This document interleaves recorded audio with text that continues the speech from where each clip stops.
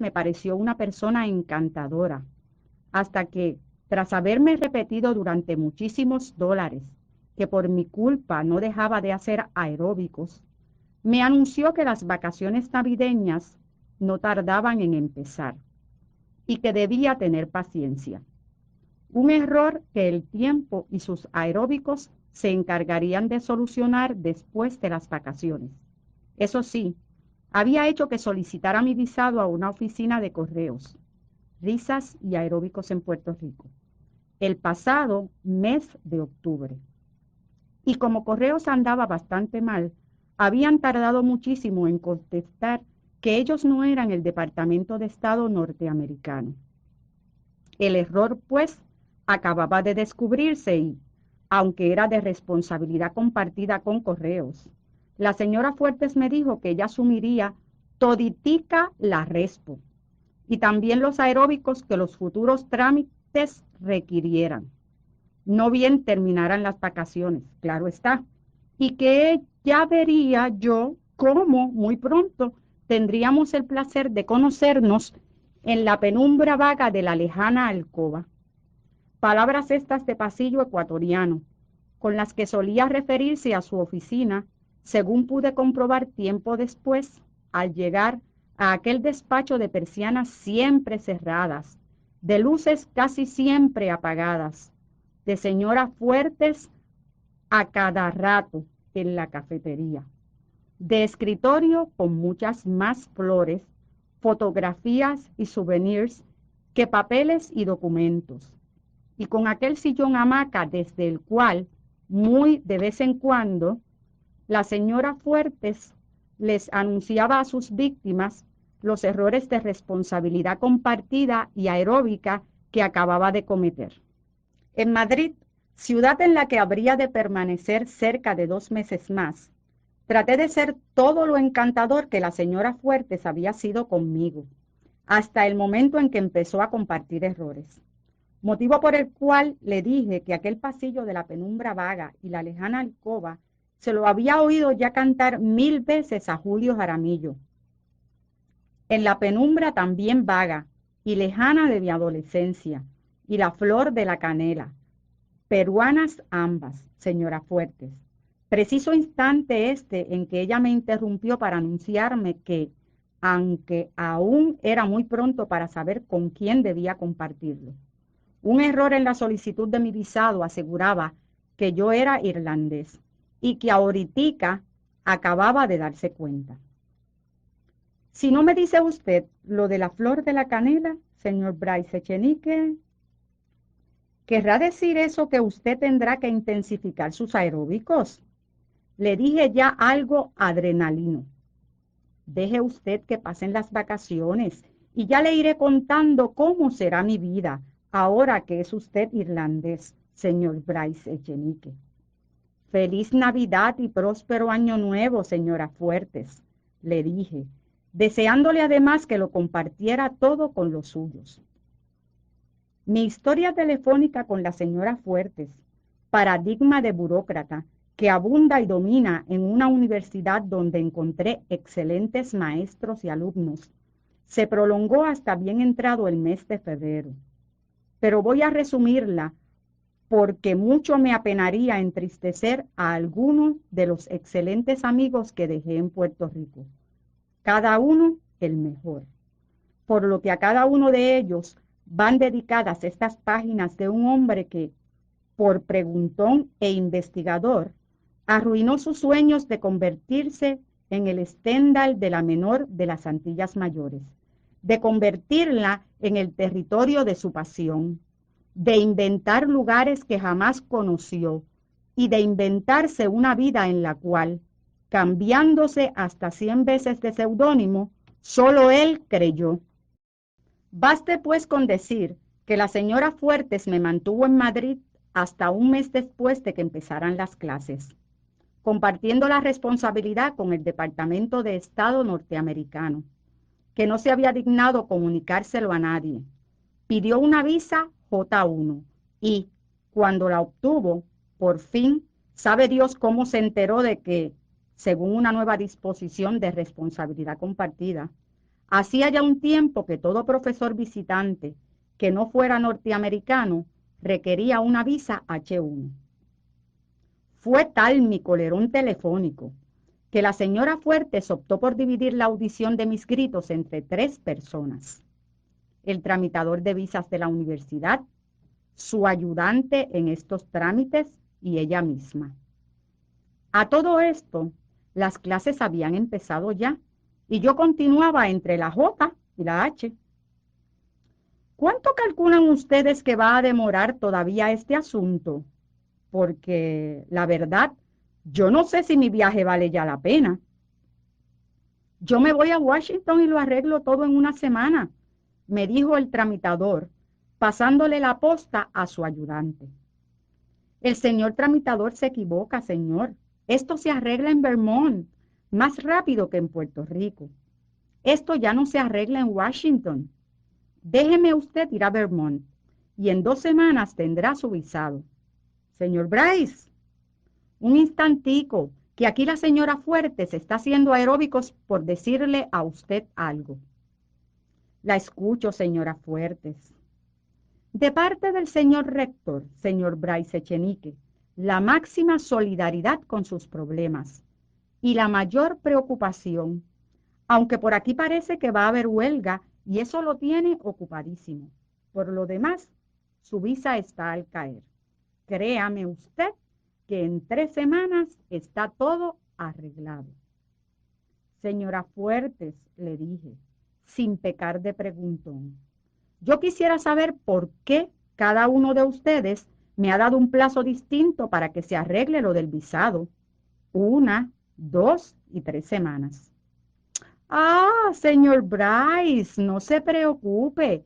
Es que ese es el número que se nos ha pasado a cada uno por la cabeza, pero ya verá usted como todo. Fui yo, desde entonces, quien empezó a llamar a Puerto Rico.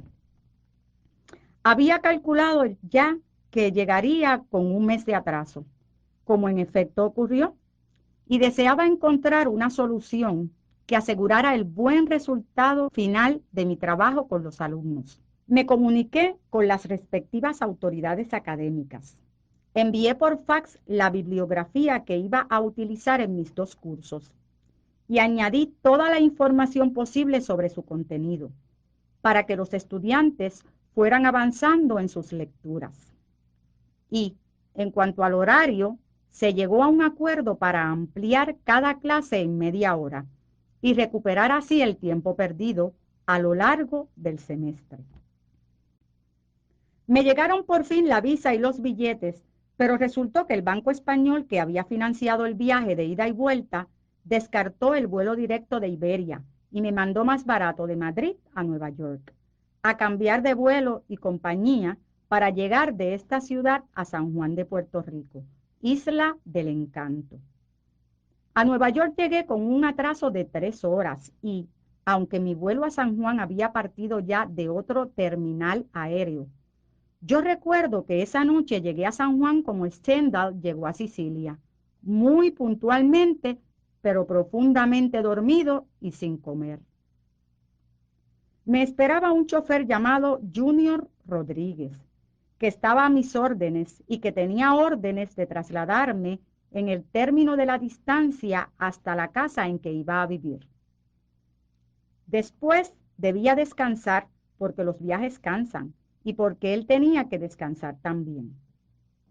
De mi entrada a la casa, recuerdo casi tanto como Stendhal de Sicilia, pero también como él podría escribir un libro sobre el tema. Prefiero, en cambio, decidir que mi dormitorio va a ser este, que mi despacho va a ser ese, que me estoy muriendo de hambre, pero que estoy muerto de sueño y, tras encender un sonoro aire acondicionado que, gracias a Dios, funciona, me desplomo sobre una cama sin hacer y dejo el equipaje y todo lo demás para mañana. Por fin despierto mañana y descubro que la casa es mucho más grande de lo que yo creía, que no tengo la menor idea de dónde se encuentra, que falta absolutamente de todo, que ni siquiera hay agua caliente, que en la refrigeradora quedan 3 latitas de jugo de piña que debió dejar el último profesor visitante, que no hay cómo abrirlas. Me pregunto dónde quedará el recinto universitario de Río Piedras y compruebo que no hay teléfono para averiguarlo. Miro hacia afuera y es como una pequeña urbanización florida con más casas como la mía y algunos bloques de edificios no muy altos hacia el fondo. Una pequeñísima ciudad jardín en el medio de ninguna parte. Un lugar ideal para trabajar, pienso. Pero me contradice un brutal ruido de automóviles y motocicletas con el escape roto y unos frenazos de película. Me pregunto nuevamente dónde quedará la universidad y recuerdo entonces la felicidad con que la señora Fuertes, en una de nuestras conversaciones telefónicas, me había dicho textualmente: si viera usted lo bonita que está quedando la casita que le estamos preparando, ahí sí que podrá usted olvidarse de todo este asunto del visado. Deshago el equipaje, pongo ropa, libros y papeles en orden y empiezo a esperar que alguna de las personas que sabían de mi llegada vengan a buscarme. A las 3 de la tarde, el hambre puede más que el escritor viajero, y el profesor visitante se lanza en busca de la universidad. Las lagartijas huyen a su paso y no se ve un alma en el vecindario. Abandona el residencial que, se supone, pertenece a la Universidad de Puerto Rico y desemboca en una amplia y sonora avenida de 2 pistas, realmente peligrosa de atravesar a pie. Pero lo hace porque ha visto que al frente hay un hombre uniformado, una caseta de vigilancia, una entrada para vehículos y grandes edificios al fondo. Tiene que ser un cuartel, y el profesor visitante, ya casi sin reflejos porque el hambre ha podido más que cualquier creatividad de corte estendaliano, cruza la avenida que aún no sabe que se llama Barbosa y llega hasta la presencia del vigilante. Después todo ocurre con la velocidad de un atraco y se ve un hombre y un cuchillo y una mujer que grita y después ya no se ve nada más que a un vigilante totalmente superado por los acontecimientos y que, llevado por los nervios, insiste en utilizar el receptor transmisor, talkie-walkie, como él le llama, que sabe Dios si el hombre o la mujer acaban de robarle. Por fin se encuentra con un individuo de extraño acento que insiste en preguntarle por la Universidad de Río Piedras y que insiste en presentarse como profesor visitante. Momentos más tarde, ese mismo individuo se encuentra detenido en el Departamento de Seguridad del campus por ser profesor universitario y no saber con un extraño acento dónde queda la universidad. Finalmente, ha habido un asalto, un cuchillo y ha desaparecido un walkie-talkie. El hambre, el desánimo y la carencia de una documentación que lo acredite como profesor pueden más que las palabras de un hombre que además pregunta por una tal señora Dolores Fuertes, a quien aquí no conoce nadie, chico. Junior Rodríguez, exclamo, al ver que se abre una puerta y entra el mismo mulato que ayer me recogió en el aeropuerto y me dejó en mi casa. Recupero la palabra y la primera persona.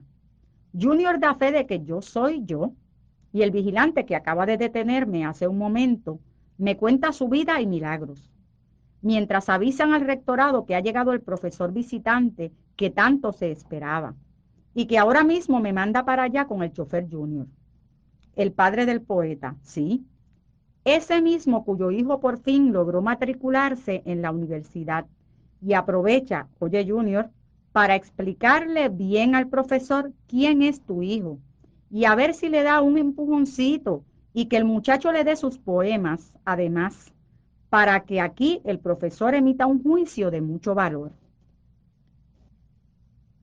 Termino sentado en alguna oficina del rectorado que el desánimo y el hambre me impiden determinar, y se presentan varios profesores que tampoco podría reconocer media hora más tarde.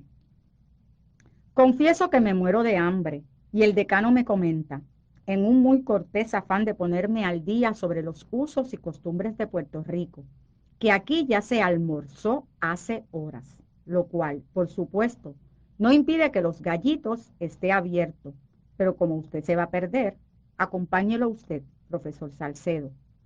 Comprendo que el profesor Salcedo es el de menor categoría dentro del grupo, como en todas partes además, y acepto muy agradecido su compañía. El profesor Salcedo me explica el camino que lleva hasta Los Gallitos, para que pueda volver solo la próxima vez. Y mientras nos acercamos me enseña Burger King, McDonald's, un lugar para que haga mis fotocopias y por fin llegamos. Los Gallitos tiene la ventaja de estar abierto entre la hora del almuerzo y la comida, y hay platos criollos y españoles. Escojo una entrada y un plato a la altura de mi hambre, y ver que sobre cada mesa hay una botella de vino tinto hace que me decida por unas copas como bebida. Mientras tanto, el profesor Salcedo pide un 7-Up y me asegura que en Puerto Rico no se bebe vino. Pero si hay una botella de vino sobre cada mesa, profesor. No, en Puerto Rico no se bebe vino, señor Bryce. Ah, ya entiendo. Le digo, mientras veo que el mozo trae una copa y un tirabuzón y recoge mi botella para abrirla. Ya sé, ya entiendo. No se bebe vino por la misma razón por la que yo ayer llegué a Nueva York con 3 horas de atraso y logré volar de allá hasta aquí en un avión que ya había partido desde otro terminal, además.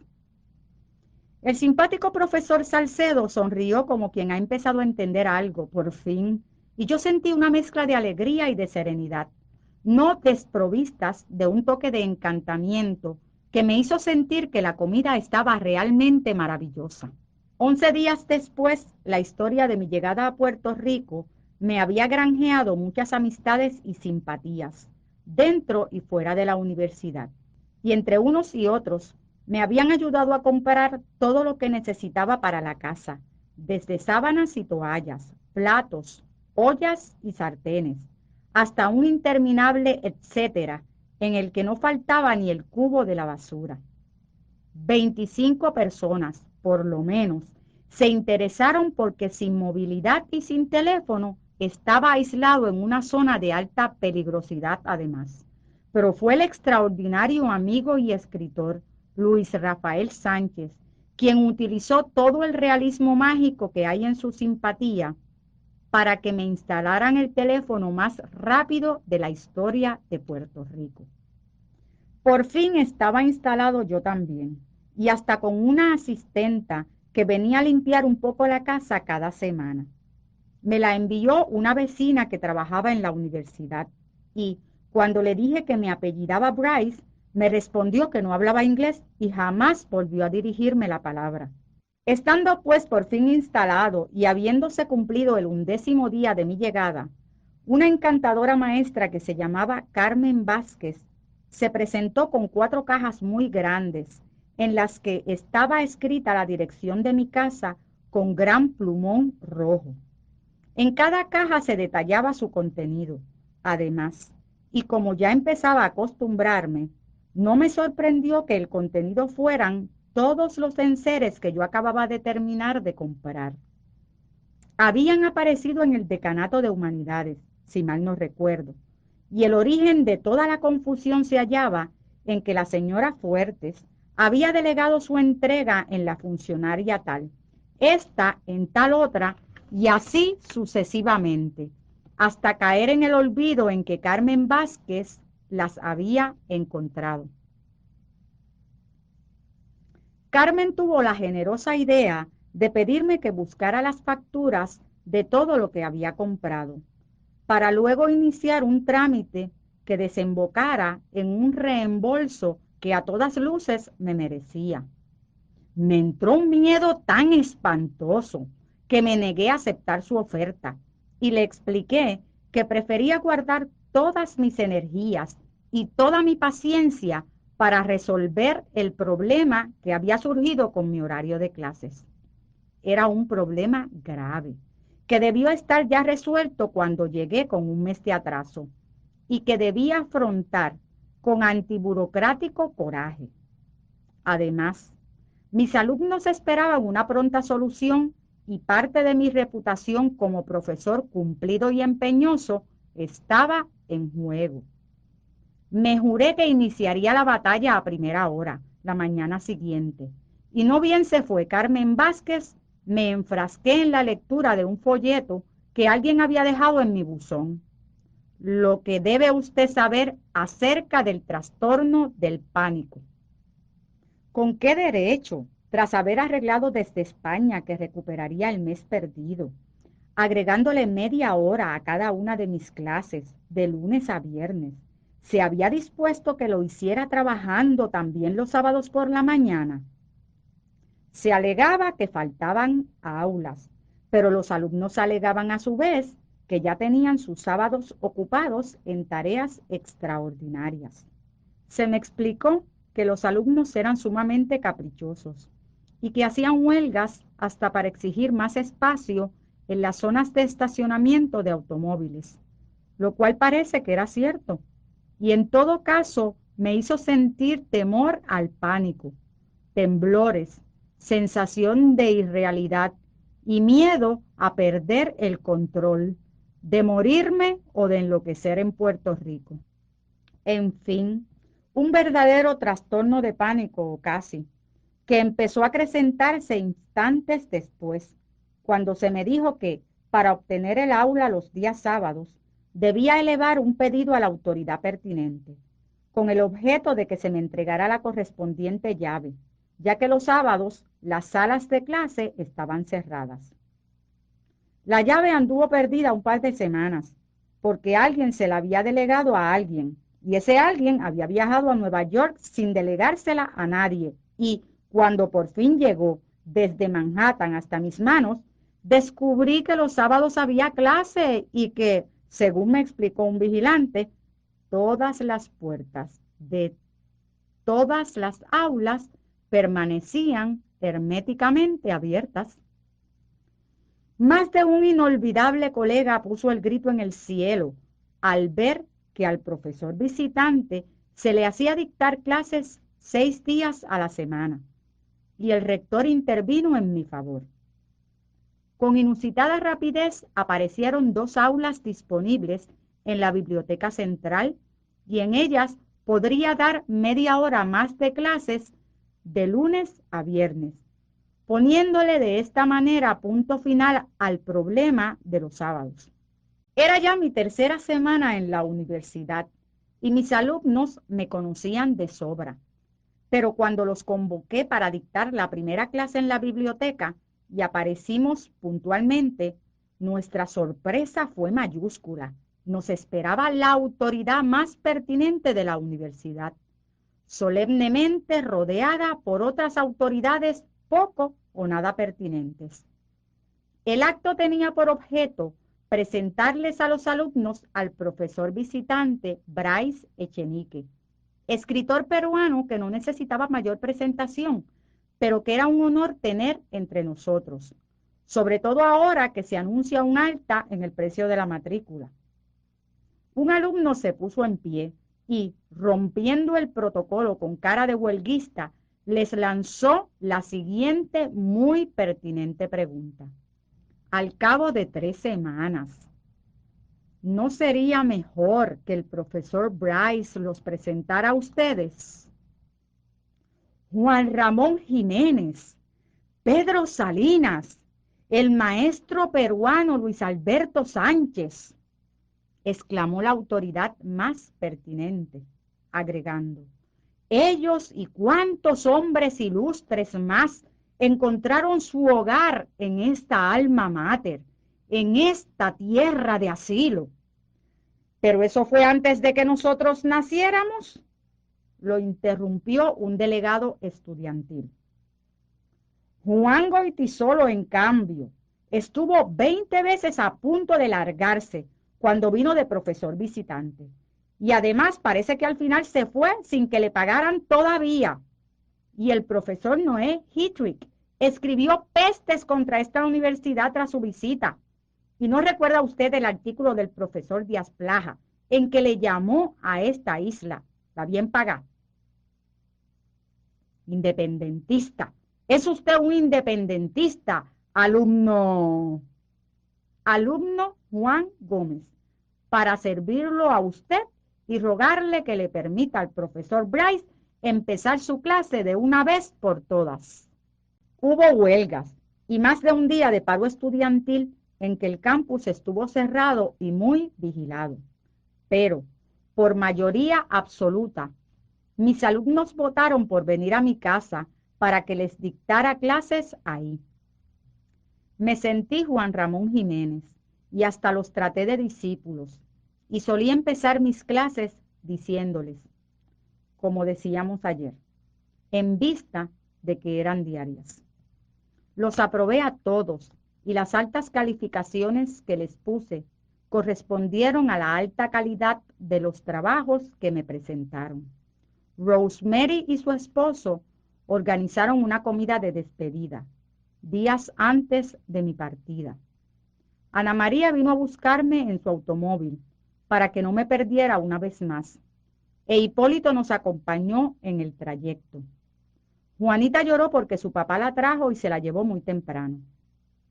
Me regalaron todos los objetos que había ido perdiendo a lo largo del accidentado semestre, y yo les dejé en recuerdo la convocatoria a una reunión de departamento que había recibido, ya terminadas las clases, en la que se invitaba, según el punto 3 del orden del día, a la presentación a sus colegas del distinguido profesor visitante Alfredo Bryce Echenique. No asistí porque me dio vergüenza que algunos colegas pudieran pensar que recién a esas alturas les estrechaba la mano y porque debía haberme cruzado con más de uno sin saber quién era, ganándome fama de antipático y altanero. La comida se convirtió en fiesta y, ya entrada la madrugada, dije que si la felicidad existiera, yo viviría en Puerto Rico. Bendición, dijo Hipólito, invitándome a asistir al día siguiente a su graduación.